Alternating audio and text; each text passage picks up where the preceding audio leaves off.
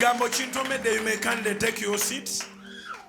Ekigambo kintomedde ekyokussaamu ekitiibwa abo abaafa olw'okukkiriza kwabwe ne bagaana okwekkiriranya ne bagamba tetujemera kabaka naye ate twategedde kabaka w'abakabaka ne beewaayo naye those are called matters. Naye Mukama antomeza ekigambo wakati mu ssaala nti those were matters, but you are going to be a witness.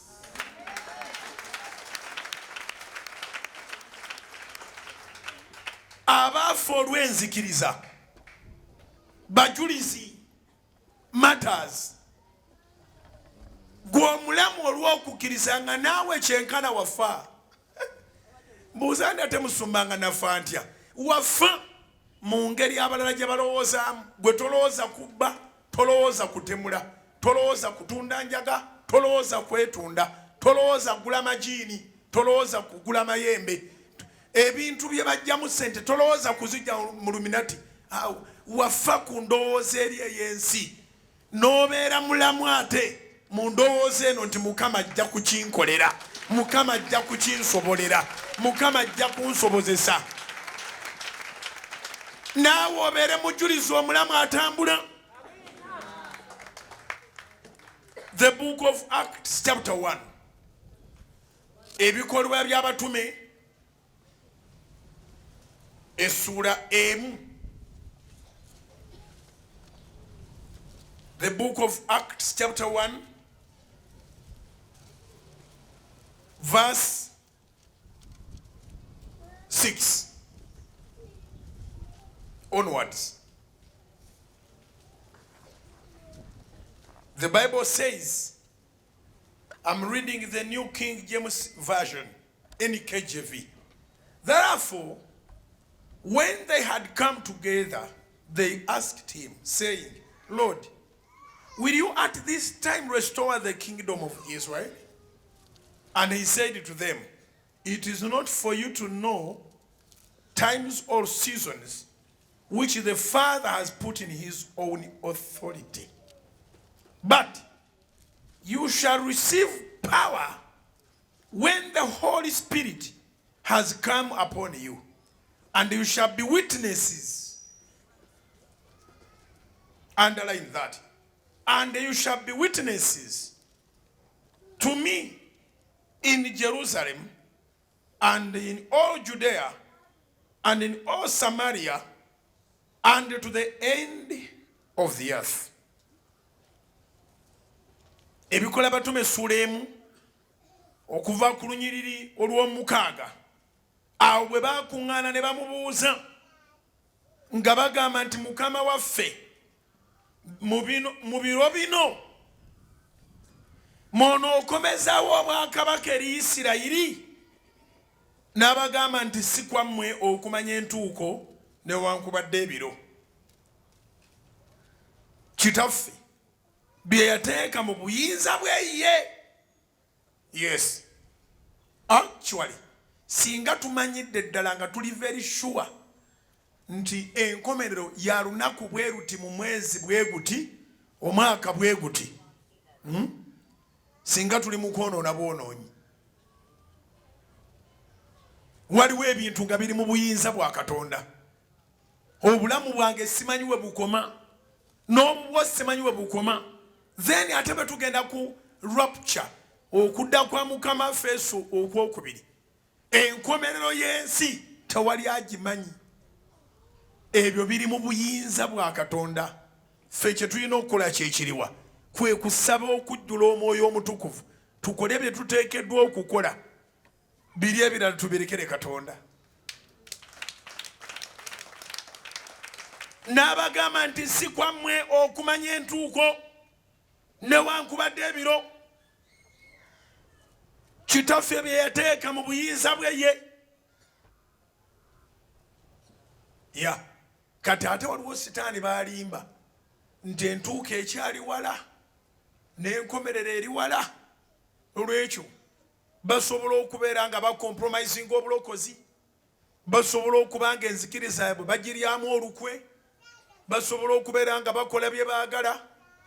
Embeera bweriba entuuko ng'enaatera benenye bamanyi Katonda asonyiwa, benenye Mukama basonyiwe. Nga wayenda naye ng'oyenda ogamba nja kwenenya, nga wabba naye nga babbanga ogamba nja kwenenya, nga wa compromising enzikiriza naye ng'oga nti obudde bukyaliyo. Teri budde, obudde Mukama yabusigaza. N'abagamba nti si kwammwe okumanya entuuko newankubadde ebiro kitaffe bye yateeka mu buyinza bwe ye. Kati ntuuse ku lunyiriri lw'enjagala olugamba nti abaafiira mu kukkiriza ne batabawayo ka chansi, ne babagamba mwegaane gwe mwakkiriza oba mufe. Ne baga nti ye ffe twakimanya dda nti bw'ofiira mu ye obeera mulamu. Abo ne bafiira mu ye, abo ne babeera ba matters. Ne wabeerawo ate bano baga nti mufiise emibiri gyammwe, mufe ku birowoozo by'ensi. Abalala nga bagenda mu biduula mwe temugenda, abalala nga bagula butayimbwa okubba mwe temubiyingiramu ebyo, temukola pevers za kuba bantu, temubakuba amataffaali, temusala nsawo, temwenda, temwefuula bamalaaya okusobola okubeezaawo obulamu bwammwe n'abaana bammwe. Abasajja temukozesa maanyi gammwe bubi, mukkirize mugenda kubeera bajulizi. Kye bayita okukyusibwa kyekyo. Tubeera mu nsi y'emu ng'omulala ebibi abijja walala ng'ebibyo soosi yaabyo ye Mukama. Era nsaba Katonda mu njiri eno ankoleremu abajulizi abalamu. Obanga okyagala ekyo wanika emikono waggulu. Nsaba Katonda ankolera abajulizi abalamu ng'okusooka naawe awanise emikono mu linnya erya Mukama ffe Yesu. N'abagamba bw'ati olunyiri olw'omunaana, kino kye kitugwanira, naye muliweebwa amaanyi Omwoyo Omutukuvu bw'alimala okujja ku mmwe, nammwe munaabanga bajulirwa bange mu Yerusaalemi ne mu Buyudaaya bwonna ne mu Samaliya n'okutuusa ku nkomerero y'ensi. Era njagala kutegeeza nti bano abaana baatoola ekirabo eky'Omwoyo Omutukuvu ne basimbula awo nga bye bakola byonna tewali mulala abisobola. Njagala Katonda akumpeera ekirabo mu kusaba kuno n'okusiiba, osimbule wano nga byokola byonna beewuunya bwewuunya. Zikubire waggulu mu linnya erya Yesu. Kisoboka n'okolayo ekintu ne bakebera ebitabo nga tobirina, n'okolayo ekintu ne bakebera ewamu oba bagagga nga si bwe kiri, n'okolayo ekintu ne banoonya woli connected. Kyenjagalira Katonda, mwagalira bingi nene kino kinootinge, bw'oba oli connected ku Katonda tuwali alaba waya ebagatta. Kiwandiike, bw'oba oli connected ku Katonda tewali alaba waya ebagatta. Naye osobola okutambulanga mu bulamu bw'ensi eno ng'oliko waya eva mu ggulu eteebedde mu bwongo obwo butereevu, ng'amagezi go ga njawulo n'emirimu gyo nga gya njawulo. In other words, abatuwalana ab'omu nnyumba n'ab'ebweru singa waya baagitema dda, singa waya baagitema dda. Twogera ne Katonda ng'enseera bane nga tena bwegaana mpuliziganya kutuuka, kubanga abeera eri ate abeera wano. He is omnipresent. Ogenda okukyogera nga yakitegedde dda nga kikyali ku mutima, ate w'okyogerera akibakira wano ku mumwa wennyini. Katonda talekaawo gaapu bw'oba osaba. Nkwegayiridde toogayaliriranga kusaba, tonyoomanga ssaala, gwe saba. osabe saba omusajja gwe bayita Jabezi omulimo gwe gwali kusaba nga bw'asaba bw'akola buli lwavayo ne yebaza Mukama n'amugamba gaziya ensalo zange basaba ne bannyabo ne bw'obanga tofunye eyo mu akeedi oba mu katale oba mu moolo oba mu dduuka lyo oba mu butembeeyi oba mu transport company mwoli ne bw'oba tofunye as long as ovuddeyo ng'oli mulamu webaze Mukama ku lw'olunaku webaze Mukama ku lw'olunaku kubanga mu nsi eno waliwo forces ezaagala otufrustratinga mu nsi eno waliwo forces ezaagala otwetamya otwekyaya kati Yesu kyava agamba nti muliweebwa amaanyi omanyi abantu tebamanyi lwaki mukuŋŋaana buli lunaku olina omusanga n'agamba even you nga tamanyi nti buli lwojja ose n'amaanyi buli lwojja ose n'amaanyi buli lwojja ose n'amaanyi kubira Mukama engalo ez'amaanyi gwakuŋŋaanya amaanyi osena muliweebwa amaanyi kyova olaba bw'oba okola nga tebikyatambula nga byekuttemu ng'ogamba naye kansooka enziruke ku Kanani mwatu ate bw'ogenda okuva ku Kanani bw'ogenda okuddayo enjawulo n'ogirabirawo immediately. Amafuta gasobola okulinnya naye amaanyi ga Mukama ga bwereere. Zikubira waggulu obanga okiwulidde tewaliwo we kituuka ne kibanga kati gwe tokyalimu abo abasobola okulega amaanyi ga Mukama. Tewaliwo mbeera etuukawo ne kiba nti kati gwe tokyasobola kusena ku maanyi. You need that power. The reason why I commit myself to anoint you is because I know the power in the anointing. Sisobola kuteeka ku mafuta n'osigala kyekimu.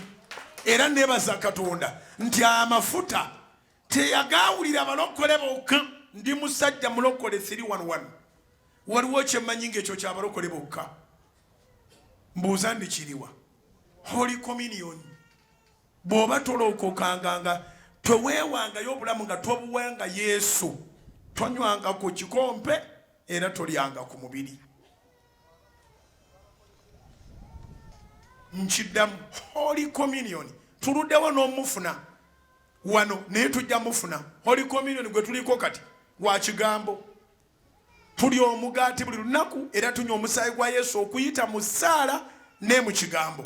Naye nekiri actual nakyo tujja kukikola very soon. Naye ekyo bw'okiwuliranga jangu osaba ofune ebirala naye tokwata kagaati nga toli mulokole era tonywa ku musaayi gwa Yesu nga toli mulokole. Ya ekyo kyabalokole exclusively.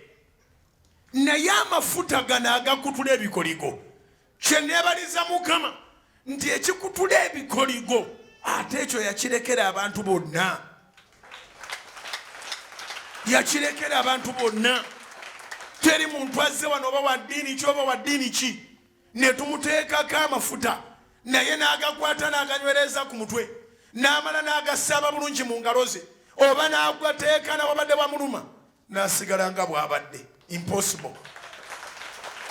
Tekisoboka. Nabadde ne mukwano gwange omusiraamu nkyamuperereza alokoke naye ayina ebibuuzo biringa eggana naye ayina eccupa y'amafuta eyanga nti ago nagategeera ago nagategeera yaze nga akyagalinako ebibuuzo nga bibiri nabyo nembyanukula n'afuukamira naga nti gammette nenga mumetta okuva wano kusigida okudda emabega yonna nga musanyufu muzibu amafuta go yagategeera.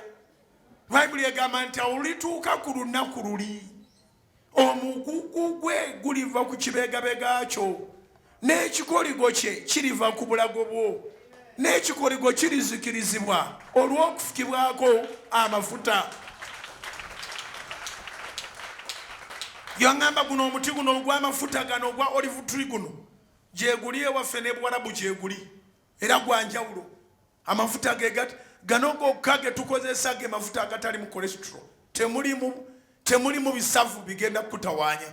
Olive oil akozesebwa kunva noba nga tolinga akozeseza butto, naye ate olive oil akozesebwa nga yawuliddwa okukutula ebikoligo. Nolwekyo mbaniriza abalokole n'abatali balokole okujja okwanoyintingibwa. Toyinza kusigala kyekimu naye mwene ensi mwe tuli kino kinootinge. Bw'oba tolina amaanyi ga Katonda bagenda kukuba. Era Yesu wadde yali alinnya ebire nga bimutoolawo tiyagamba nti mugende kasamadde mulabanga nkolera mbawadde obuyinza n'amaanyi. No, yabagani mulindeeko muliweebwa amaanyi. Omwoyo omutukuvu alimala okukka ku bulamu bwammwe, awo mulyoke mugende mufuuke abajulizi. Muliweebwa amaanyi. Omwoyo omutukuvu balimala okukka ku bulamu bwammwe, mulyoke mugende mubeere abajulirwa. The book of Acts chapter 1 verse 8. But you shall receive power when the Holy Spirit has come upon you, and you shall be witnesses to me in Jerusalem and in all Judea and in Samaria and to the end of the earth. Katonda asobola okukola ekyamagero erinnya lyo n'alitunda paka ku nkomerero y'ensi nga jjajjawo teyamanyibwa. Bassebo ne bannyabo Mukama bw'akuwa amaanyi oba mulala. Nze nsomye nnyo Bayibuli ate mpeereddwa n'omukisa ogenda ku university naye sinaba kutegeera taata wa Eriya. Wangi Eriya wabula eggwanga lye limanyiddwa. Awo Eriya omutisubi Bassekabaka ekisooka Essola ya 17. Awo Eriya omutisubi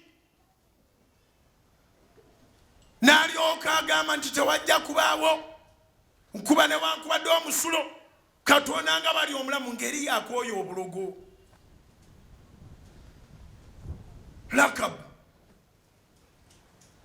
Akabu brother nga bakola gwa bulogo na bwenzi ne Jezebero we. Eriya n'agamba tewajja kuddamu kubaawo nkuba newankubadde omusulo Katonda gwenyumira amaaso nga bwali omulamu. Naye Bayibuli ng'ogyeko okugamba nti awo Eriya omutisubi taata we ne maama we ne baganda be nze sinaba basomako. Bw'oba basomyeko ndi student bambuulire Eriya mutabani waani. Kisoboka omuntu ataapiisa amaanyi ga Katonda okumanyibwa nga abewabwe tebamanyika. Kola omukwano ne Katonda. Bw'oba osoma Bayibuli oba bw'oba ogoberera ebyenzikiriza yaffe mu nsi yonna, obukristaayo n'obusiraamu, oyinza okulooza nti Ibulayimu ye Adamu kubanga yali mukwano gwa Katonda. Ibulayimu si ye musajja omubereberye mu nsi. Ffenna tuddamu ne tujjukira nti Adamu ne Eva be basooka mu nsi, ne Ibulayimu aliko abamuzaala naye siwulirangako omuntu ng'agamba nti twala omukisa ng'ogwa taata wa Ibulayimu. Okola omukwano Katonda n'atandikirawo okubala family. Webase. Okola omukwano ne Mukama n'akwempawalinga n'akuwa amaanyi, family n'etandikira ku ggwe okubalibwa.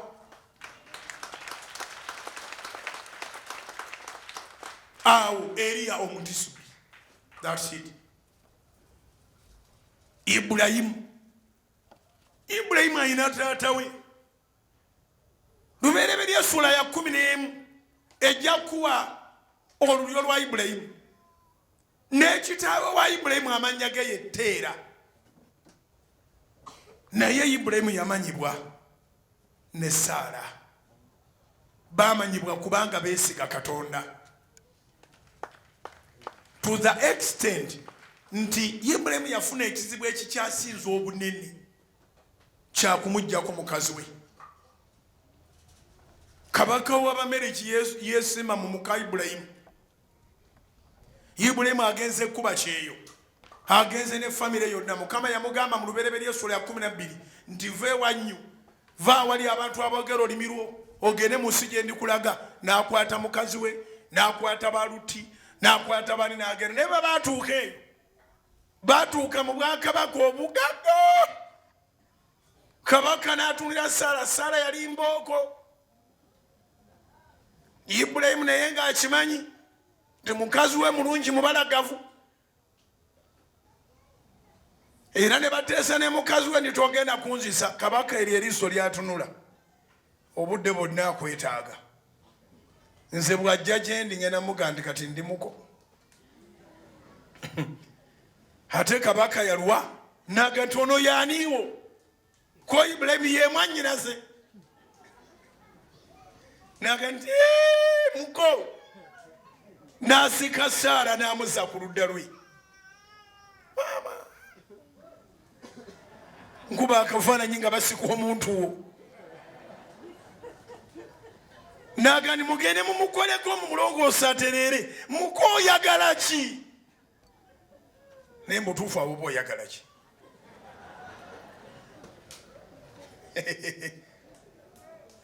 Ne bamutwala naye nga Ibulayimu mukwano gwa Mukama.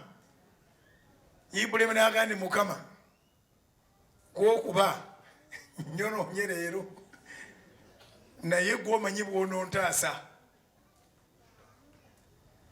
Katonda n'agamba totya. Bw'oba osimbudde ng'olina Katonda, tebakulimanga mutosanga challenges, naye challenges z'osanga ziraga ekitiibwa kya Mukama. Kubira Mukama engalo ez'amaanyi. Challenges z'osanga ziraga ekitiibwa kya Mukama. Sometimes challenges are there to prove the God we serve. Chiwandike. Sometimes challenges are there to prove the God we serve. Olunyiriro twasomye ekyo Yokaana essula ya 11 olunyiriro lwa 40. Yesu n'agamba maliza nti saakugambye nti bw'onokkiriza onoolaba ekitiibwa kya Mukama. Never stop believing. Even when it is too hard for you, keep believing. Amaanyi g'olina gonna gali mu kukkiriza. Yokaana 11 bagenda kuzuukiza Laazaalo. Naye mwannyina wa Laazaalo agamba Yesu, manyi okola byonna, naye totuwunyiriza mulambo ono omuntu amaze mu ntaana ennaku 4. Kasookedde afa kati ennaku 4. Muleke. Naye Mukama ffe n'amugamba nti ndi mukwano gwammwe. Bwe mba mukwano gwammwe ne mufuna ekizibu ekinene, mmwe mukkirize bukkiriza, mulabe ekitiibwa kya Mukama. Oba nnyina benjogera nabo olwaleero nga muli mikwano gya Mukama ne mufuna ekizibu ekinene, mwekwate ku kukkiriza kwokka mulyoke mulabe ekitiibwa kya Mukama. Ibulayimu ye jjajja waffe, ye jjajja w'abakkiriza. Oyinza okugamba nti ye musajja yasooka okutondebwa mu nsi. Buli ddiini efubutukayo egamba Ibulayimu jjajja waayo mu kukkiriza. Buli ddiini efubutukayo egamba Ibulayimu jjajja waayo mu kukkiriza. Munnange tebatutte Saara, tebamukozeeko, tebamukubye perfume z'obwakabaka, tebamututte mu kisenge kya kabaka, master bedroom, Namboole. Bamututte mu Namboole. Mama. Ibulayimu okuva ebigere bye basimbula Saara bwe bati. Ibulayimu yalinga akuba bifaananyi birala, kati ate bwe tuuka okuba nga takyamulabako. Yasooka n'agumagumamu nga kabaka amulabako awo. Ekyavaamu ne kabaka n'amusibula n'amugamba muko, buli kw'oyagala bakuwe, nze kati ntemye. kabaka n'agenda ewali Saala, Ibulayimu n'asigala eno n'anyweza okukkiriza. Ye jjajja w'abakkiriza, jjajja w'abakkiriza. Omukazi tiyabba mubbe.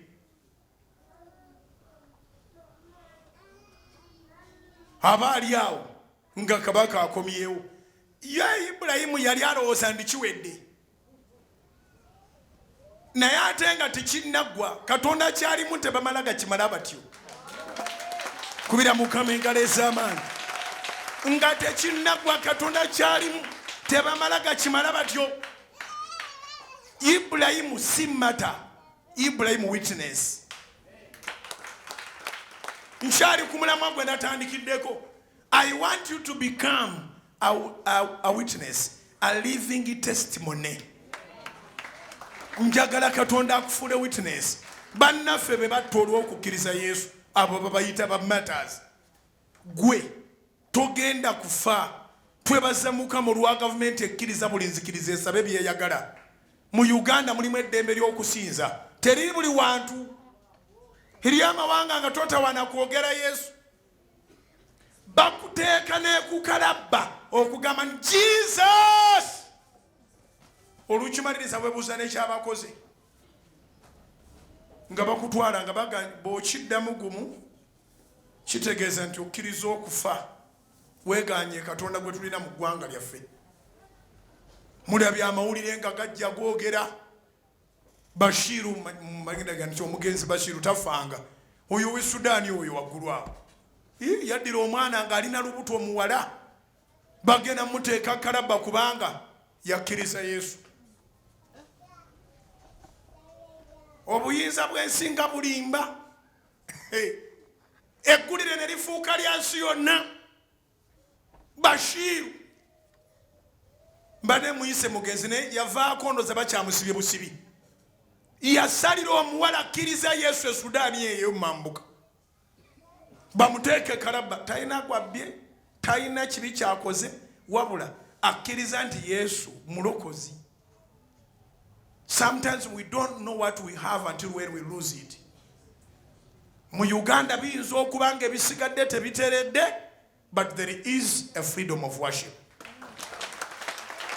Mulimu eddembe ly'okusinza mu Uganda. Mulimu eddembe ly'okusinza to the extent nti bandibadde baatuforcinga dda tuzimbe, naye amakanisa mangi seerino lyokka gali mu open space. Bwe mulifuna sente mujja kuzimba. Bamu bali wansi wa miti bagamba Yesu yeebazibwe.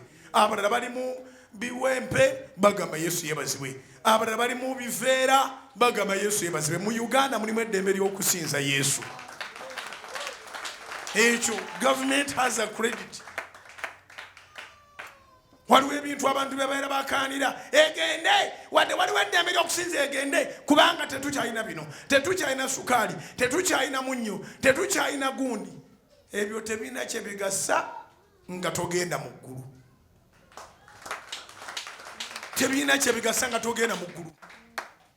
N'akamu n'akatono. Eddembe ly'okusinza. Ibulayimu n'alindira ku kukkiriza. Naye ng'alowooza nti ndowooza kyawedde. Naye bw'oba ne Katonda n'oba ng'omwagala naye akwagala. Ayogera kankuweyo ennyiriri. Ayogera mu ngero 8 olw'17 n'olw'18. Proverbs chapter 8 verse 17 to 18. Agamba nti njagala abo abanjagala n'abanyiikira okunnoonya balindaba. Obugagga n'ekitiibwa ebyenkalakkalira biri nange. Waliwo gwe nabadde njogera naye jjo n'aŋŋamba nti gwe wagwadda mu bintu. Ne mubuuza ebiriwa.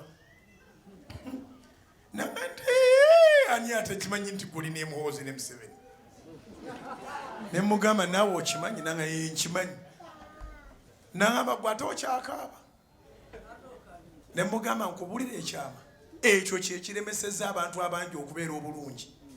Kye kibalemesezza n'okubaako kye bafuna ku Katonda. Nze bali abantu sibaagalira kumpa bintu.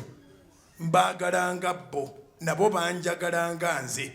Ne mugamba nti nze n'okuka 92 salokoka kufuna bintu naye tewali kyesirina kubanga njagala Katonda si bintu bye ate bw'otuuke wali Katonda bw'oba oyagala ku bintu ebyenkalakkalira biri awo waali kubira Mukama engalo ez'amaanyi. Bannayuganda muyige mubeere n'okwagala okwaddala okutali materialistic. Yes, n'abamu ekibaganya okufumbirwa kyekyo. Omuntu akugwana ku Lwakutaano ku Mande n'omusaba sente z'okuzaayo abaana ku ssomero. N'obuuza ndi kaakati abaana be tuzaayo ku Mande gwe naakalaba wiiki emu twabazadde ddi. Ate naawe era n'obeera bano mu saavisi ng'osaba osiima weegerera Mukama, Mukama mpaayo omusajja mpeererera abaana ate olwobala oli mufuna ddi. Ono olinga asaba siponsa bwe mpulira. Kyovula ba marriages si breaking enkya n'eggulo. Kubanga omuntu agenda n'asaba afuna omusajja ng'alina ebizibu ebi. Ayagala omusajja n'asasula rent. Ayagala omusajja n'azzaayo abaana ku ssomero. Ayagala omusajja n'agula emmere. Amwe ne capital. Omusajja n'ajja ng'alina laavu yonna. Rent n'omwerabira. Abaana n'abazaayo ku ssomero.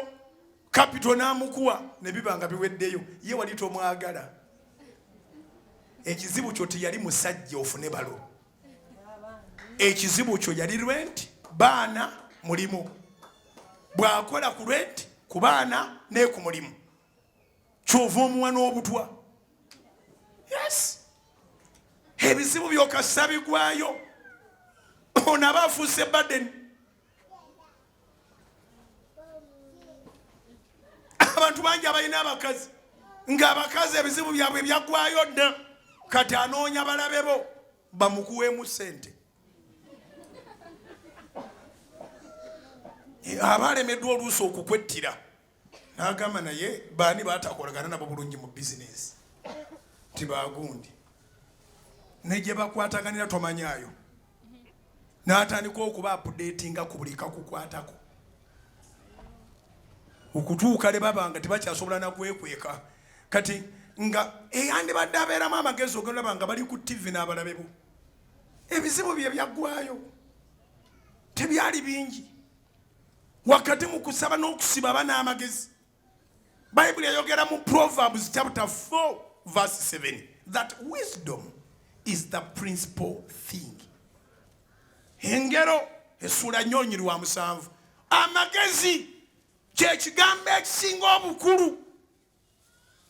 Katonda ayagala obeere n'amagezi era mu kutya Mukama amagezi mwe gasookera. Essaala yonna gy'osaba nga tosabidde mu magezi mu muwongo eba ya mu lubuto. Kiwandiike. Essaala yonna gy'osabye nga toluŋŋamiziddwa magezi oba oluŋŋamiziddwa lubuto.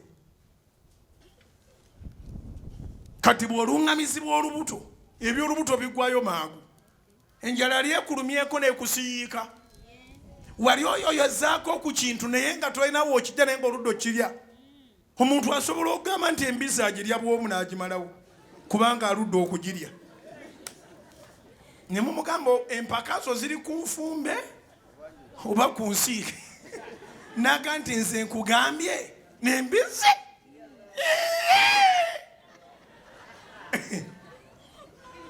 Abantu enjala ebaluma ne balowooleza mu lubuto n'osanga ng'akubye empaka za tule z'amaginnya.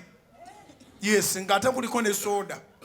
Naga nti olukusinziira bw'aludde okunywa soda muye ne bw'aludde okulya ku magi naga nti ndya kuleeti nnya ndya tule nnya ne kuleeti za soda 2.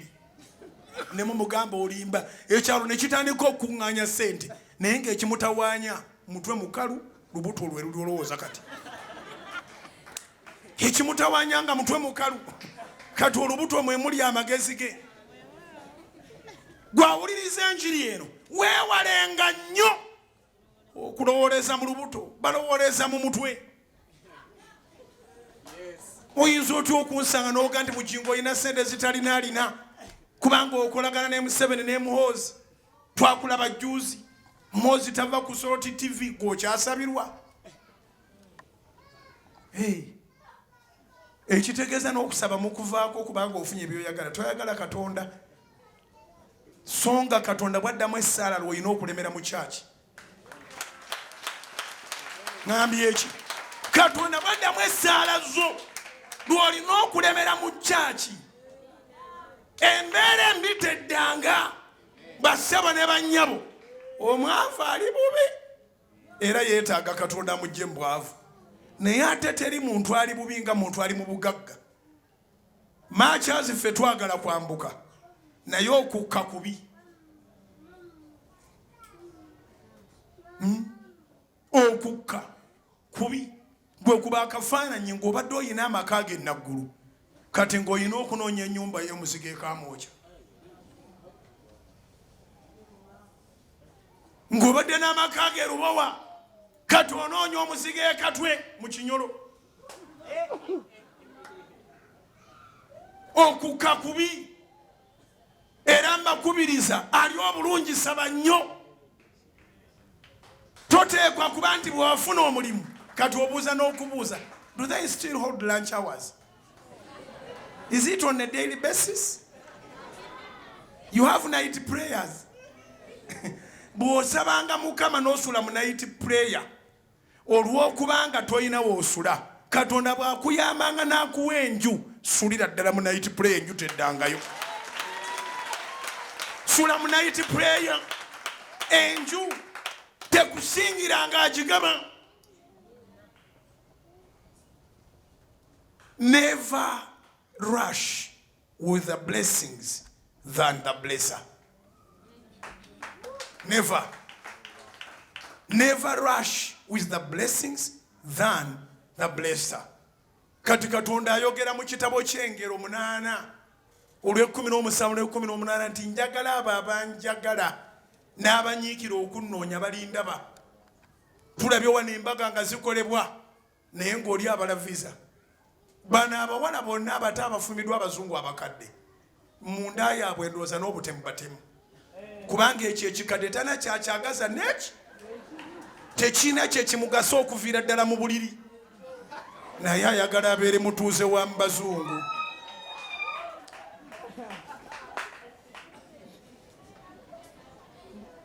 Oba otegere kye ŋŋamba. Usanga akaana kammwe akato kaddugavu kalina ejjajja waako omuzungu.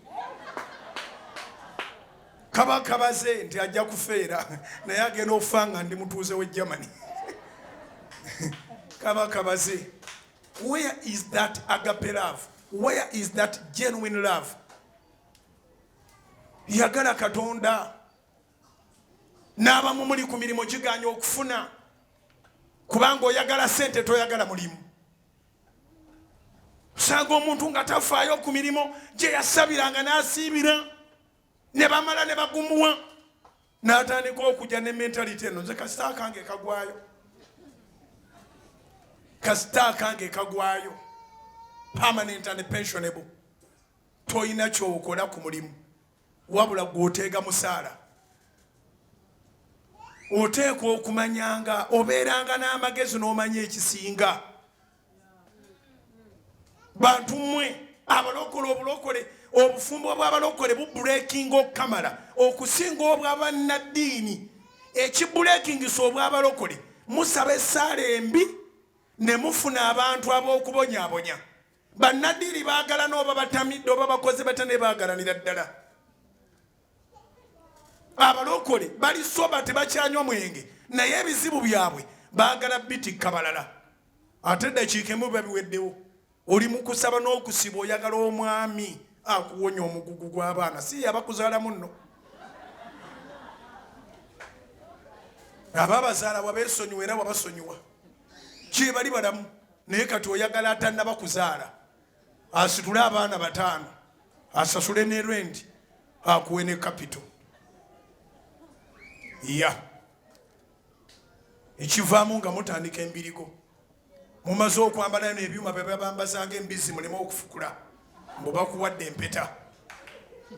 N'otandika omutulugunyiza mu nnyumba nga bw'okuba n'akakule n'akalatti ensi gye tutabeera ebonaabona.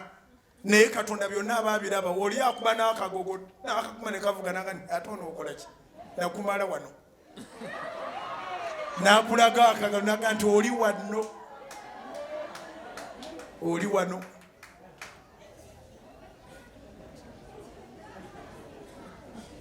oli wano olowooza munoga nti ndeekaane tuli balokole nkwane tuli balokole nobeera awo ekivaamu n'ofuna prostate cancer. Abasajja abalina prostate cancer namba ennene si bonna bamujja ku bakazi baabwe kubemma. Kankiddemu gumu. Abasajja abalina prostate cancer namba esinga obunene bamujja mu kummaŋŋana. Atakitegedde weebake. Kiŋŋambira abantu bana genda obuuze abasawo bakubuulire. Omusajja buli lunaku every day are generating sperms on a daily basis. Buli lunaku every day. Kyobalaba omusajja omulamu buli lunaku bukya alternative. Buli lunaku kasita amaaso gazibula ng'omubiri gwonna guzibula. Ekiro aba yamaze okukola sperms naye ate toyagala kukwatako. Ekivaamu nga bagenda bamulongoosa. Abantu bangi abagenda okusubwa eggulu olw'obusiru. Obeera maka gooli okimanyi mwalokoka talina gyagenda kulaga. Ogamba nkulina omusibidde ku kagala kana akadiridde naswi. Otambula oyimba n'okuyimba mu nnyumba. Munaddawa ate munaddawa. Era munaddawa. Munaddawa ate munaddawa. Tubalina munaddawa. Ne mukola na association musiŋŋaane bukuŋŋaanire eyo. Buli omu ne yeewaanira ku munne nze owange mulina ajja kukitegeera. Ate munnange Katonda yakulangiri. Nammwe mubonaabona n'ebizimba by'okunnabaana. Naye temulwala prostate cancer wati mina prostate.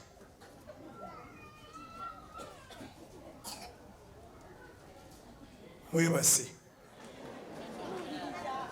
Bw'obanga okola ky'ogenda okukola ne balo. Kikole nga ng'omanyi nti okoze ebintu bisatu. 1. Omuwadde laavu kyekyakuleeta toli mwannyina. Number 2. Okoze endagaano ya Katonda. Number 3. Bakazimwe muli ddagala lya kansa. Nyamba obimbalire ng'obigamba munno. Namba emu okoze ekyoteeka okukola kubanga oyo si mwannyoko. Number 2. Okoze endagaano ya Katonda. Kubanga walagaana nti anaabeeranga wuwe naawe n'obeeranga wuwe. Number 3.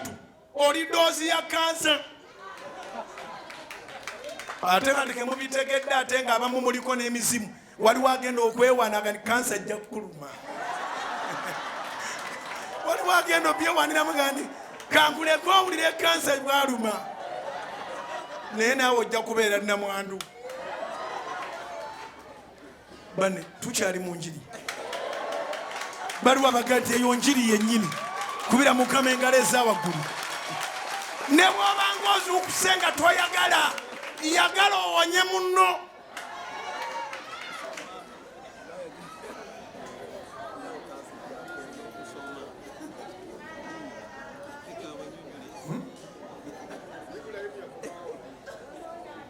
Ngambira ne bantu ne bw'obanga toyagala yagala owonye munno.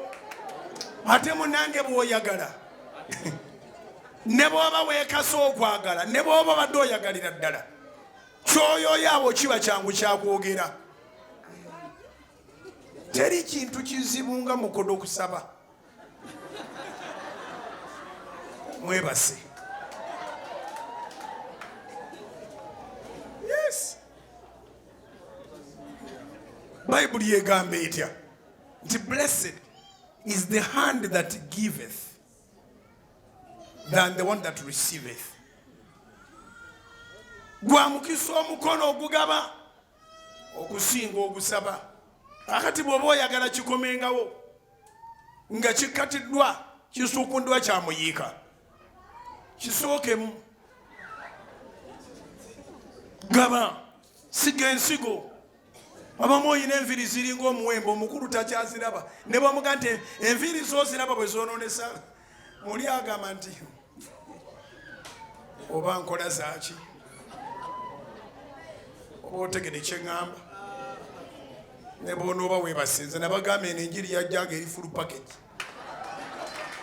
bonozuukuko n'ogisanga naye bw'obanga otaddemu ekisanga ne munno omulumirirwa yasooka okugamba naye ng'oludda ogenda mu saaluuni omuntu akukoze obulungi tatawaana kwogera bingi awo mwetegereze n'ogati waliwo ekimubulako ne bw'oba okomawo toyinza kudda ngalonsa gwate onodde otya engalo ensa ewa dokitawo kubira Mukama engalo ez'amaanyi oba amagezi gase onodde otya engalo ensa ewa dokitawo abantu bemusanga bonna mu kkubo nga bagambwe ebimu bivaawo asiiba ate era bamumaziza n'omwaka omulala nagwo ng'asiiba kati omugwako saawa nga mwenda olw'eggulu olyoka okitegeera nti enjala emuluma buli ango nva mu maaso tozanyirako olw'okubanga olabye ndi mulokole omanya nti ono nno si kisiibo kimu kubira Mukama engalo ez'amaanyi obanga amagezi gaze ate nziramu abajjukizamu abalokole tusiiba misana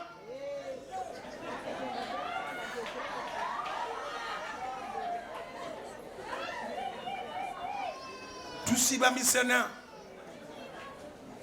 kasita tusiibulukuka lya ku nnaanansi lya ku bogoya lya kunywa ku kajuyisi byonna birye omwami byaleeta lya naawe by'omuwadde naye alye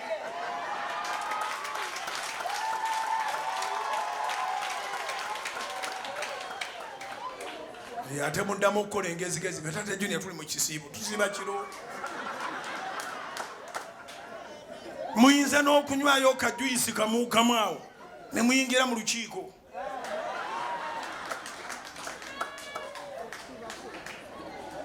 mujja bitegeera mpola mpola kati kana akatogo ko mukasanga mu ddiiro nga muva mu miitingi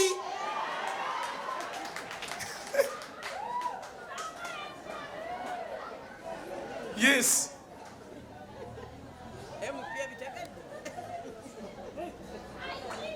bwe bibanga bimutawaanya ebirala kambyogera olulala munnange Ibulayimu twamumaliriza Ibulayimu yasigala emikono agyetise n'agamba Yesu Mukama ontaase aba ali awo kakati ye bw'obeera mukwano gwa Katonda akukolera ku bintu bingi ffe abakwano ba Mukama tetuloga ate tetulwala pressure nti omukazi ke yageze yayenze nga ndi mukwano gwa Mukama omukwatangako wange amaanyi oligajjawa kati ye Katonda kye yakolanga agamba Ibulayimu teweraliikirira nze nekaze manyi kyengenda okukola saala bamulongooseza bulungi bamutute mu Namboole ne kabaka wabere kiyajja abuukabuuka namu akoze press-ups agenda okutuuka press-up yazongerayo ezaaleeze dakiika 15 yazikola essaawa nga 3 ng'ayagala okulaba waliwo amaanyi agajja nga pe n'adduukamu abo n'addamu n'adduuka nga tewali maanyi n'abuuza ku Katikkiro nti wayiga olinamu ku maanyi namugandi simanyi kyabaddewo ne babuuza ku balala abali awo bajje nno bonna nga timuli maanyi akati Katonda n'agandi kirabika era tebanaba kuntegeera Katonda n'ayogera n'omusajja atali mukkiriza kabaka w'Abameriki n'amugamba nti omanyi omukazi gwe wakutteko si mwannyina w'oyo omusajja gwe wamugyeko mukazi we awedde emirimu era bw'oba oyagala okuddamu okulaba ku maanyi g'ekisajja n'abantu bo mumuwe buli kintu kye yeetaaga oyo omusajja afulume ensi yammwe bw'anaaba afuluma ku booda ne mukazi we nga balamu nga bafulumye n'obugagga bwe mubawadde mujja kulaba nze njaggazaako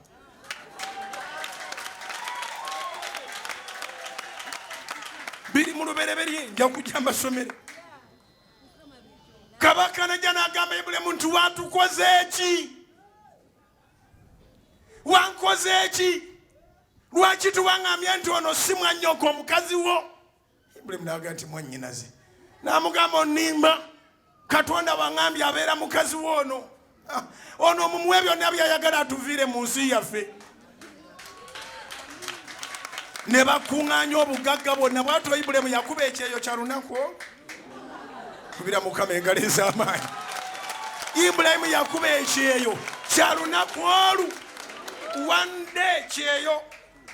Ibulayimu n'agaggawala n'aveeyo nga buli kimu akirina. N'atambula ne mukazi we nga mukazi we teetaaga kulayira nti amazima gaakatuna mukulu ofiira mu kitooke kya gonja nga n'okubakuba butonyerera tebankutteko nga bo bali beeweredde dda obujulizi kubanga Ibulayimu yalina okubeera witness wa Mukama nti Katonda bw'abeera mukwano gwo otambula ng'oli mujulizi ng'olina obujulizi obulamu mu nsi eno omukkiriza ddamu amaanyi ebikugezesa biba byagala kulaba Katonda waali. Oli akiwandiisa omuvubuka ali wali emabega ebikugezesa byagala kulaba Katonda waali. Beeranga mu presence ya Mukama tokkolanga kintu ekikujja mu presence ya Katonda. Not at all. Buli kyokola sooka kakase bwe nkikola Mukama asigalawo kubanga ge maanyi gaffe. Eno ensi erimu amaanyi amalala amatemu ddala. Yesu kyava agamba abayigirizwa nti muliweebwa amaanyi omwoyo omutukuvu alimala okujja ku mmwe. Kyova olaba ŋŋenda kubassaako amafuta n'omwoyo omutukuvu akke ku bulamu bwammwe. Bayibuli egamba bweti. Kati waliwo abuuza nti amafuta ate gakwatagana gatya n'omwoyo omutukuvu. Bayibuli eyogera mu kitabo kya Samwiri ekisooka essuula ya 16. Keberayo Samwiri ekisooka 16 olunyiro lya 12 olwa 13. Ne baleeta omusajja Dawudi ng'alina amaaso malungi. Katonda n'agamba Samwiri nti yono obedda gwe nkugamba. Samwiri n'asula ejjembe ly'amafuta oba ecupa y'amafuta n'afuka ku mutwe gwa Dawudi.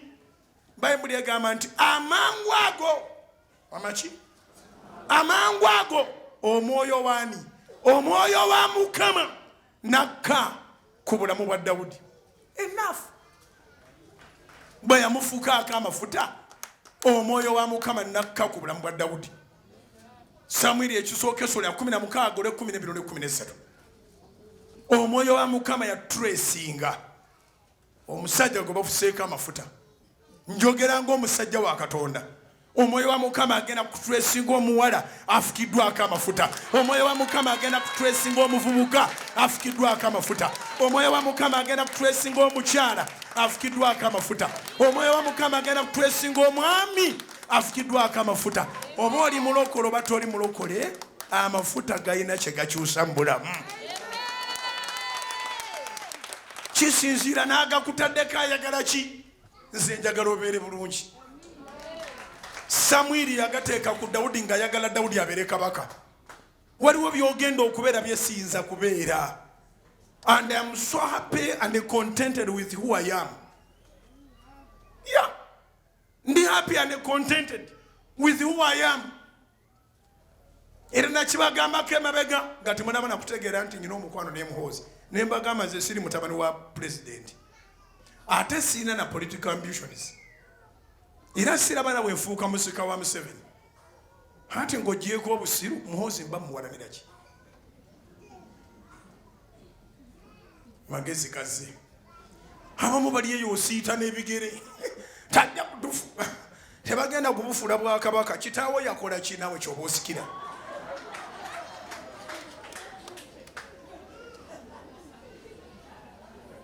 Okitegedde. Kaakati Samwiri si yagenda okubeera kabaka, ye nabbi. Era ali contented. N'agenda ateeka ku Dawudi amafuta agamufuula kabaka. N'omutima ogu okusinziira ku birooto bye nnina. Buli gwe nteekako amafuta nga muteekako n'omutima ogu. Buli gwe nteekako amafuta nga muteekako n'omutima ogu. Oba oyina endwadde njagalira ddala endwadde ewone. Njagala ogaggawale, njagala obeere bulungi. Tusitule Pentagoni wano, ate tugisitule ne mu Eastern Uganda, ate tugisitule ne mu Northern Uganda, ate tugisitule ne mu Western Uganda. Tuve mu nsi nga tulina tukozewo enjawulo. Nga tukozewo enjawulo. When I anoint you to become a king or to become a queen. I don't anoint you to become a commoner. I anoint you to receive the Spirit of God, to be different from others. Nkuteka kama futa nga njagala obeere ekintu nze teri kinsanyusanga kubanga ndi connected kubali obulungi. Olwaliro bayinza obutabaako kye bampa naye enkya waliwo essimu z'obeera nazo mu ssimu yo nga tolina ky'obasaba naye ng'okimanyi ndi singa obadde olina ky'oyagala balina obusobozi. Njagala mbeere contact yo ng'olina obusobozi. Nyinza okumalako omwaka nga sina kyenkusabye naye at least njagala tubeere nga fembi Katonda alina waatujje, alina waatutadde, alina waatujje, alina waatutadde, alina waatujje, alina waatutadde. Basaba ne banyabo ne bootabaako na kyompa naye teri kinyumanga kuba nti mwakoze embaga emmotoka ne zijjula ekyalo. Mwakoze embaga emmotoka ne zijjula ekyalo. Mwakoze omukolo ne muwamba ekibuga. Abantu ne batula ne bagamba maama laba abagagga abeerere. Okitegedde yagaliza ofune kyotagenda kubeera kireka omulala akibeere. Nze sigenda kubeera kafulumu sipeeya, gwebeera kafulumu sipeeya. Sigenda kubeera kafulumu hardware, gwebeera kafulumu hardware. Sigenda kubeera kafulumu trailer, gwebeera kafulumu trailers. Sigenda kubeera kafulumu cement, gwebeera. Sigenda kubeera mudumizi w'amagye, gwebeera. Sigenda kubeera president, gwebeera. Actually, I'm so contented. Twena kifo kyompa mu ggwanga lino. Njagala eddembe lyange lye ndina. Ndi omu ku bapasita abalina eddembe. Natuuka e Fort Portal ne baŋŋamba obaddeyo bapasita bangi abagenzeeyo naye nga patro yeekulembera naye yennyini bw'avaamu ne bamudda erudda eno ne bamudda n'erudda eno. Toyina bw'omutuukako, talina bw'abuuza ku bantu, n'atuuka waggulu ku kitutu n'afukumula oluzungu era n'akkirira ng'omubbi n'ayingira mu mmotoka obugome ne butandika ne bayisaawo omuyaayi mbu naye pasita kubira Mukama engalo ez'amaanyi. Kati twali ne bapasita 40 bapasita nga beewuunya ne bagamba noona ava Kampala, nva Kampala ate nze Bujjingo. Kubira Mukama engalo ez'amaanyi kinyuma. Nze ndi contented, saagala kugwebwako mirembe. Yampita mwesigwa. Njagala obeere bulungi, kino njagala kikugweremu. Mbaaniriza mwenna olw'okutaano nonga ennaku z'omwezi 3 ku Canaan Land. Oba omanyi nti baakuloga oba tokimanyiiko, jangu tukkirize Katonda nkusseeko amafuta omulokole n'awatali mulokole lwakutaano luno. Ate guno omwezi ogwa Juni ŋŋenda kusaba nnyo kubanga omwezi ogwa Juni gutegeeza bingi. Gutegeeza nti osurvivinze ekitundu ky'omwaka ekisooka. Wano wooli olina okuba ng'okkiriza nnyo Katonda, ogenda ogumaleko by'otafunye ojja kumalako omwaka ng'obifunye. Ngambye by'otafunye ojja kumalako omwaka ng'obifunye. Olwokutaano luno nga 3 mweyiwe ku Kanani. Yes, Uganda erimu obukadde 45 n'abavudde mawanga webali abo babeera eri ennamugongo. Ffe tukuŋŋaanire ku Kanani. Abaana bali abawaayo obulamu nze mbassaamu ekitiibwa. Ate ndi omu ku bantu abandiwaddeyo obulamu singa bansanga mu biro ebyo. Kubanga ne mu biro bino mundabye nga banteeka mu kooti mbalaga ennyiriri ezitali mu Bayibuli. Ne basaamirira tebaagala kulaba kibula mu Bayibuli. Bawozaayo kyeza Bayibuli ya nnyoko gye njokyeza.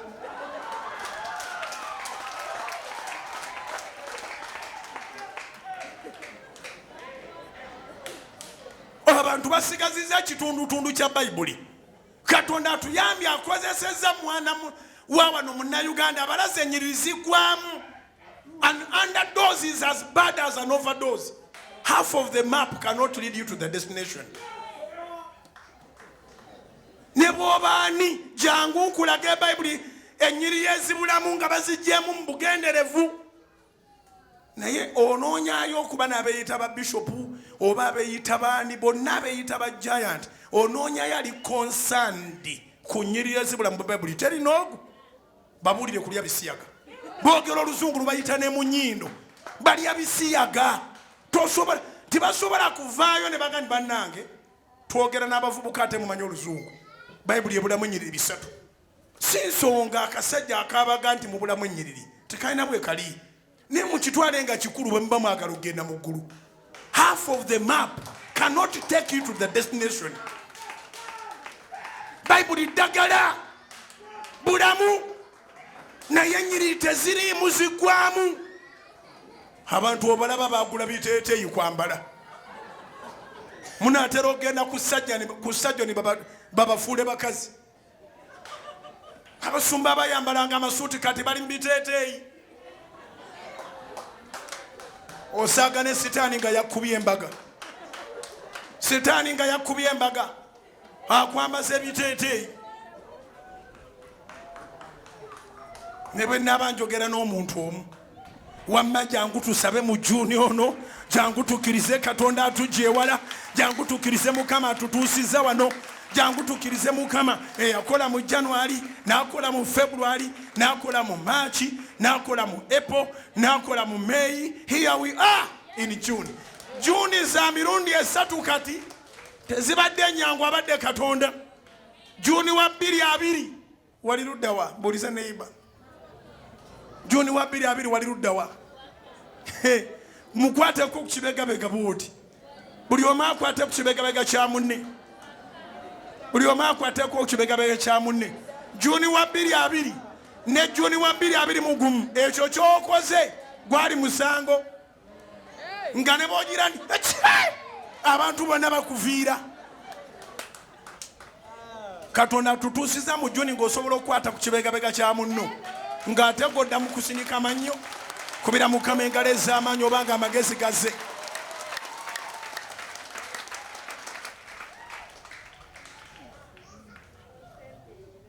Yes, there is a victory. Waliwo obuwanguzi bwe tutuuseeko. Ndaba wooli, ndaba bwe tukuŋŋaana, ndaba enkuŋŋaana ennene bwe zizeemu, laba bwe tujjuza ebisaawe, ndaba bwe tuvuba emyoyo.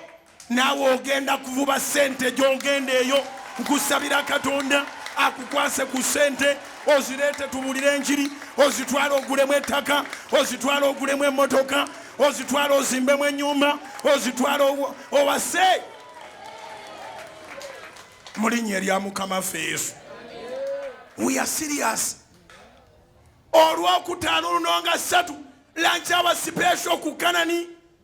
Jangu tugabane ekigambo tusabe twebaze otwole amafuta muli weebwa amaanyi omwoyo omutukuvu alimala okuuka kumwe ne mulyoka mugenda mufuuka abajulirwa abajulizi witnesses but not matters. Ogenda fuuka bujulizi obutambula. Bagenda kwogerangako nti twamulabanga mu mpale z'ebituli, bagenda kwogerangako nti twamulabanga mu busikaati obukadde, bagenda kwogerangako nti twamulabanga n'obuviiri obusenyuufu. Katonda akufuula omujulizi omulamu nga buli wooyita bagulumiza Mukama, buli wooyita ng'ekitiibwa kya Mukama kirabika, buli wooyita ng'ekitiibwa kya Mukama kirabika. Mujje tusabe ku Lwokutaano luno ku Kanani mbateekeko amafuta. Mbagambye Samwiri olwateeka amafuta ku Dawudi bwe bba omwoyo wa Mukama nakka ku Dawudi. Samwiri ekisooka Essuula 17 Dawudi n'awangula Goliyaasi. Buli kye bayita ndi kinene gana amafuta g'otwala olwaleero g'otwala enkya g'ogenda okutwala mu night prayer ku Kanani g'onootwala ku Sunday mu Sunday service ogenda kusisinkana binnaggwano bifuuke ng'ebisaaniiko, ogenda kusisinkana binnaggwano bifuuke ng'omutaliisa, ogenda kusisinkana binnaggwano bibeere ng'ebirerya ofugera ofufugaze mu linnya lya Mukama waffe Yesu Kristo Omunazaalesi. Olwokutaano luno lunch hour special night prayer mu maanyi. Olw'omukaaga tujja kubeera eyo mu byaffe naye ng'era tusiiba. Sunday nja kwanoyitinga buli analinnya ku ttaka lya Kanani. Naye omulokole n'abatali mulokole, take note that June is the month to pray in. Kubanga obeera otuuse mu makkati bw'otunula gy'ovudde abadde Katonda. kati bw'omugayalirira wano onoomalako otya gy'olaga emusa emikono gyo Katonda wa Ibulayimu ne Isaaka ne Yakobo mu linnya lisinga amannya gonna erya Mukama Yesu Kristo tugabanye ekigambo mubaddemu ebintu bingi nga byonna oyagala byogerwe olwaleero oweebwa ekitiibwa kabaka wa bakabaka oweebwa ekitiibwa kabona asinga bakabona bonna Yesu wagamba maliza mu Yokaana 14 nti sikugambye ti bw'onokkiriza onolaba ekitiibwa kya Katonda kwegayiridde Mukama nge taata abasajja bano bakkiriza abakazi bano bakkiriza abawala bano bakkiriza abavubuka bano bakkiriza abali ku ttaka ettukuvu erya Kanani abali ku Salt FM Salt Television Salt Media App YouTube ne Facebook ya Salt bakkiriza n'abamu kye bavudde beewayo ne baregisteringa nga bagamba olw'okukkiriza tugenda kwewandiisa tubeere abantu abatambuza enjiri Mukama nkwegayiridde abantu abo bonna bampeera omukisa n'abatasobola kwewandiisa olw'okuba tebalina mirimu nabo bawa emirimu ttiimu baligyeyungako oluvannyuma kubanga wano waŋŋambye abo bewasumulula abayinayo ka income nga basobola okuwayo emitwalo 10 okutuuka ku bukadde bewandiise mu bantu 1,000 nze ntambuza enjiri mu ggwanga naye nga balinga bali abakazi n'abasajja abali mu kitabo kya Lukasula 8 olusooka olwokubiri n'olwokusatu abaabuuliranga n'ebyabwe bye baawangayo Mukama buli akwata mu bintu bye naawe kwata mu bibyo omuwe mbasabidde omukisa abayimusiza emikono mbasabidde omukisa abali mu service eno mbasabidde omukisa aba pikinze points mu service eno mbasabidde omukisa abawulira nga ddala bino byebiro byammwe ebiro byo sitaani tabizanyirangamu omuyaga buli lwe gunajjanga Yesu alage nti ali naawe agulagire nga nti be still teeka era omuyaga guteekenga mu linnya lya Mukama Yesu nangiridde mu linnya lya Yesu buli ali mu njiri eno Mukama akumpeera obuwanguzi n'obuwangaazi gamba amiina anyweza obulokozi kubanga obulokozi buli pasono obulokozi bubwo imusa emikono onyweza obulokozi naawe agamba nti nze ndokooka lwaleero lwembeegattako lwenyingira mu ggye lya Kristo imusa emikono ddemu ebigambo bino gamba nti ayi Yesu olunaku olwaleero enjiri ngiwulidde yange era nsazeewo nga tuwali ampaliriza wadde okunkaka ndokose endagaano zonna ze bankozesa ze neekolera ebiva ku Adamu ne Eva okutuukira ddala wano ebyebukojja ebyomukika ebyomu masaŋŋanzira ebyomu relationship bye nalimu olw'obutamanya bye nakolera mu masabo na buli ndagaano yonna byekutulako olwaleero nzikiriza n'omutima gwange okuweba obutuukirivu njakula n'akamwa kange nti ndokose Mukama nkwegayiridde nze Aloysious Bujjingo yogera amannya ge eroogaddemu yogera amannya go eroogaddemu yogera amannya go eroogaddemu mugambe nti ayi Mukama nze Aloysious Bujjingo amannya gange ago gajje mu bitabo bya Geyeena ogawandiike mu kitabo eky'obulamu obulamu obutaggwaawo amannya gange ago gajje mu kubonaabona gateeke mu bugagga gajje mu bunaku n'obwavu gateeke mu mukisa n'obuwanguzi gajje mu kulemererwa gajje mu kukyayibwa n'okugaanibwa gantere mu kukkirizibwa gantere mu feva gantere mu buwanguzi n'ekisinga byonna Mukama ganywereze mu bulokozi emirembe n'emirembe toŋŋanyanga kufa nga ndi muto ompangaaze Mukama nga bwe wawangaaza Ibulayimu naye yasoomoozebwa nga nange bwe nsoomoozebwa naye yawangaala yali naggagga yagaba emirimu ye yeesabira ndi kati kajje gy'oli nange njagala kituuke bwe kityo nze mba neesabira nga ndaba mpangadde nnyo mu nsi nti kati njagala kujja mu ggulu naye nga sinnava mu nsi nsaba ompeeyo omukisa mpandiikeyo abakozi abatakka wansi wa kakadde kalamba ate nga mbasasula bulungi mu linnya lya Yesu nze abadde ayitibwa omwavu omunaku era anoonya emirimu nze mbangaba emirimu kigende ku lekodi mu nsi yonna nti Mukama yakinkozesa mu linnya erya Yesu nkusaba ekirabo eky'omwoyo omutukuvu n'amagezi emirembe n'emirembe ndokose amiina zikubire waggulu mu linnya erya Yesu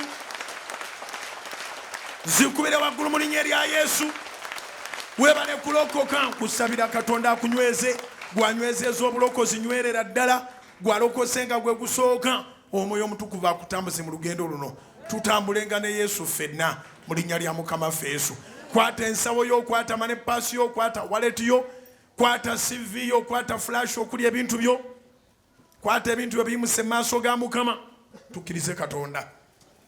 Kwata ecupa ye y'amafuta n'amasimu ago, pamiti yo, passport yo, birage Mukama. Katonda wa Ibrahimu ne Isaaka ne Yakobo amafuta gano ngakuwadde nga bw'atuma Samwiri Mukama nange ontumye mu linnya lya Mukama ffe Yesu. Buli gwe nteekako amafuta afune ekirabo eky'omwoyo omutukuvu, afune amagezi, afune amaanyi agasinga ago agabeera g'opoozinga mu nsi eno mu linnya lya Mukama ffe Yesu. Wabeerewo obujulizi obuteegaanika. Mbasabidde abakutte amafuta ge musitudde abali wano n'abali ku marediyo n'abali ku TV n'abali emitala w'amayanja tugawaddeyo eri Katonda mwe abagenda okugakozesa nga service nebodde naye nga mugakozesa mu nju yammwe. Fellowship of the Holy Spirit ebeerenga ebawa ekyo kyennyini kye tufunako wano naffe ng'awudde Mukama mu linnya erya Yesu. Nkwebaza Kabaka w'abakabaka kubanga teri agenda kusigala kyekimu nga mutaddeko amafuta oba mulokole oba si mulokole. Buli omu omukyusize destiny omuwe ekyo kye wateekateeka. Nsabira ensawo zammwe, nsabira money passes zammwe, nsabira amasimu gammwe, nsabira driving permits, nsabira passports, nsabira bank accounts, nsabira companies zammwe, nsabira ebyammwe byonna, nsabira ebitabo byammwe ebyokwolesebwa, nsabira obulamu bwammwe to become a success. Wabeerewo obujulizi obuteegaanika mu linnya lya Mukama ffe Yesu. Mbalangiriddeko omukisa. Mukama agaziye ensalo, Mukama yeegulumize abakyala ab'embuto nsabidde n'abaana abo bali mu mbuto. Yesu yasisinkana Yokaana mu lubuto lwa Elizabeth. Yokaana n'atandika okuzannya kubanga Yesu atambula n'amaanyi. Yesu ali mu kifo kino, Yesu ali bonna bwe bali abali ku mikutu gino atandika okuwa abaana abo bali mu mbuto abawa obulamu n'emirembe. Ebiro byabwe eby'okuzaalibwa nga bituuse bazaalibwenga abaana ab'Ebulaniya. Buli kye mussaako emikono kiraba omukisa na buli kye mulaga babaggulirewo enzigi mu linnya lya Yesu. Mbalangiriddeko omwaka ogw'okukkirizibwa okutandika ne Juni ono otandika okuwangula nga bw'otawangulangako. July akubeerere wuwo, August akubeerere wuwo, September akubeerere wuwo, October akubeerere wuwo, November akubeerere wuwo, 2022 December akubeerere wuwo. Ogenda okuyingira myaka egiddako ng'entandikwa bagifuna okuva mu kukola ne mu kusaba mu linnya lya Mukama ffe Yesu. Kitwale Kitanga bangamba nti Bujjingo tolekanga yosaana nga tosabidde bantu favor. Kyenva mbasabira favor, extraordinary favor, the favor that attracts miracles like a magnet, irresistible favor, the favor that none of our enemies, none of our adversaries can be able to contradict or resist. In the mighty name of Jesus, Katonda akukolere alwane n'abalwana naffe, awakane n'abawakana naffe, akwate engabo n'akaga batukubira abatono n'abanene, abawanvu n'abampi, emitego gyabwe gyonna agitemeeteme, ate n'obunnya bwe batusimira Mukama abuzibe. Tubeere nga tuyimirira olw'ekisa kya Katonda ever in the mighty name of Jesus. Kuyitira omukisa obuva mu nsonda zonna ogw'omasekati ogwa Kitaffe n'Omwana n'Omwoyo Omutukuvu, mukisa ogugagabaza ogutalina buyinike, omukisa ogwo ogulondoola gutwale mu linnya lya Mukama ffe Yesu. Kitange bangamba nti Bujjingo bonna b'osaba nabo ndibafuula akalango. Nsaba Katonda akugye mu bakomona akufuule akalango, akufuule billboard ye. Emirimu gya Katonda n'ekitibwa kya Mukama birabikire ku bawala, ku bavubuka, ku bakyala, ku baami mu linnya lya Mukama ffe Yesu. Abali ku Target kuva erya Kanani n'abali ku Salt Media Group of Companies ku bugazi bwazo mukitwale.